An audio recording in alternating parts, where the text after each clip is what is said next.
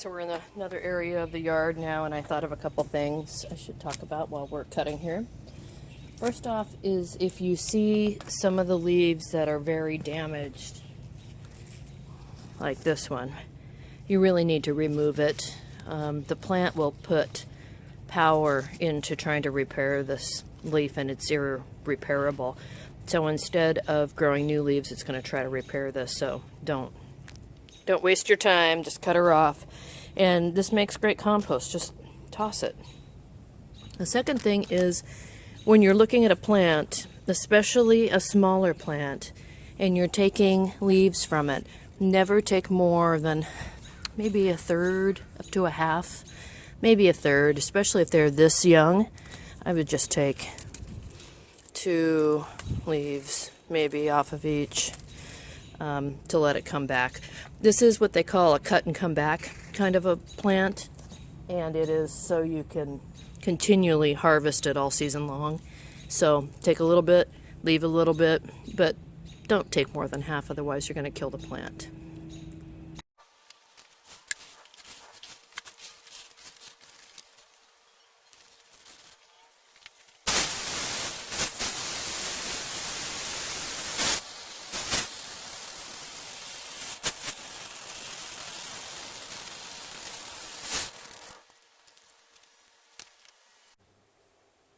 Alright, you guys, so we washed this Swiss chard in that bucket outside, and now we're going to go through it and just look at each piece one at a time, make sure that it is bug-free and that we don't have anything we need to remove from it.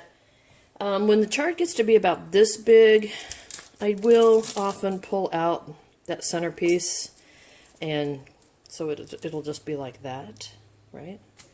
So let's see if we can find a really big one. So here's a really big one. Again, you can take this part after you remove it, and you could, like if you were doing a stir fry or something, cut these up and use it in the stir fry, but it cooks at a different time period than these do, so cooking them together to then freeze just doesn't work very well. So we've got this one, it's got some bug damage here, so what I'm going to do is pull out the bug damage, throw it away, and then tear off the rest of it, put it in here. So I think you see where I'm going with this. Just looking at every piece, and I'll go and go and go until that one's kind of, I think it's too bug damaged. Going until I have a nice big container of chard here. Now I could put mustard greens in here, I could have some spinach in here. There's a lot of stuff I could add into here. So after, well, while we're doing this, what I have is, I'll show you here, is we have, sorry for the spin, a deep pot that's coming up to the boil. And so what we'll do is we'll cook the chard. We're going to parboil it, 5-10 minutes, something like that. Then we'll strain it back in the colander again. And then I have a cookie sheet with parchment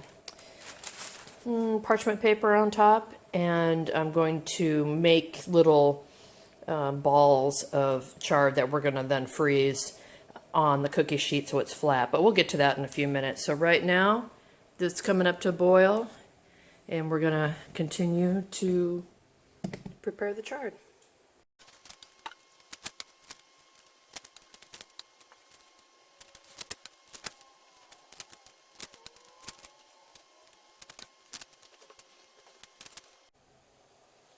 Alright, so we've gotten through at least half of that, and we've got a nice big pile here of chard, and our pot here is boiling away. So let's get the lid off, and we'll start throwing some of this in.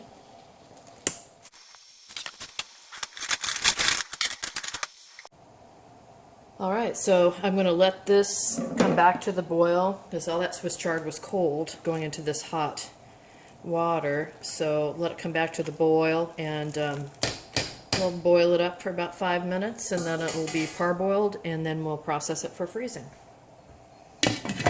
When you're trying to get something to boil, it's always good to put the lid on. Pressure makes things boil faster. So we'll check back in. Hey guys, so we're back here, and it's only been a few minutes, but this chard I think is done. I don't think we need a full 5 minutes to parboil this or blanch it. So what I'm going to do now is strain it and put it into the colander over there, and then shock it with some cold water so it stops cooking. All right, so we're over here by the sink, and I could obviously take this pot and just dump it into this big colander. But I have another batch to do, so I am going to just lift this out, run some cold water at the same time, and get the next batch going.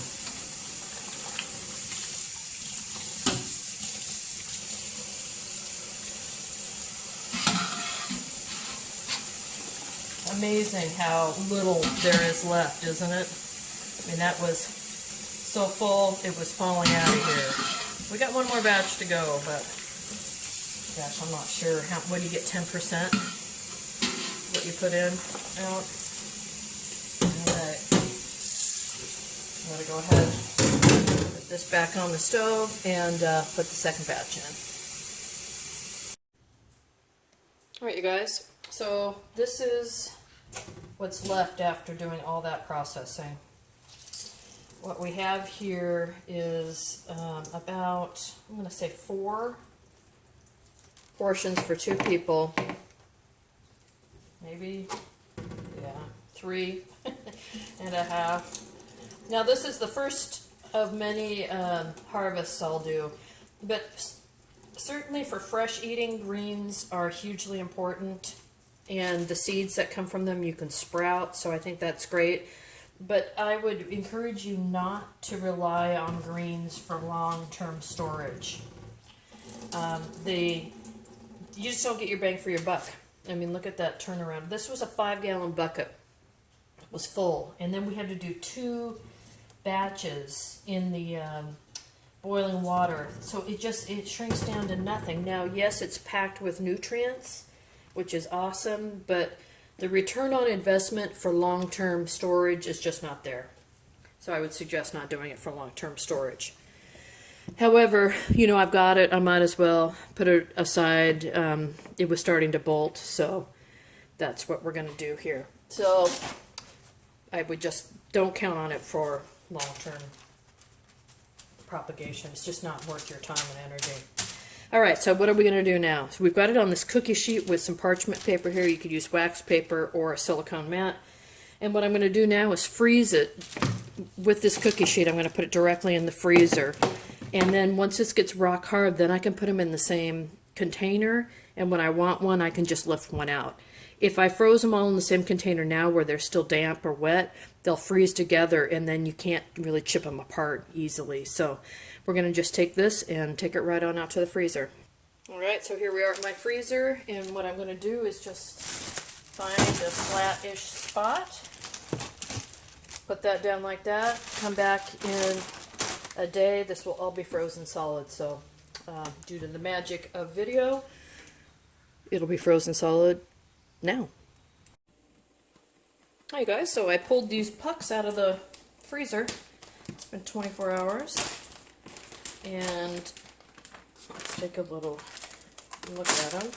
You can see they're frozen. It's hard to work when you can't use a finger. Ah, frozen solid, right? So if they're frozen solid, that means they're not going to stick to each other. So into the bag they go. This little bit, I'm going to actually just save in half for dinner tonight because I'm by myself. So I can continue to add to this bag over the course of the season as things mature and I want to do this again. I can go ahead and do that. But if I want, when I'm ready, I can just pull out one, right, and they won't stick to each other. So anyway, that's how you do your greens, and super easy. Does take a little bit of time. You don't get a huge amount of return on investment, but if you already got them, you might as well do them. All right. Let me know if you have any questions. Thanks for watching.